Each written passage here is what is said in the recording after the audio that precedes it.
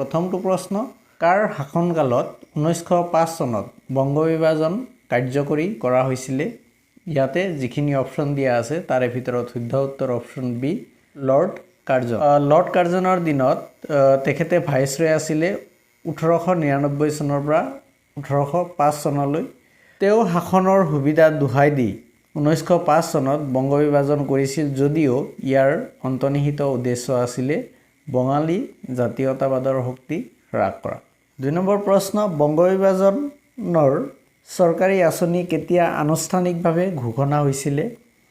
ইয়াৰ শুদ্ধ উত্তৰটো হ'ব অপশ্যনৰ পৰা অপশ্যন বি যিটো আছে এইটো 20 জুলাই 1905 চনত। 1905 চনৰ 20 জুলাই তাৰিখে ব্ৰিটিছ চৰকাৰে বংগ বিভাজন আঁচনিখন ঘোষণা কৰে।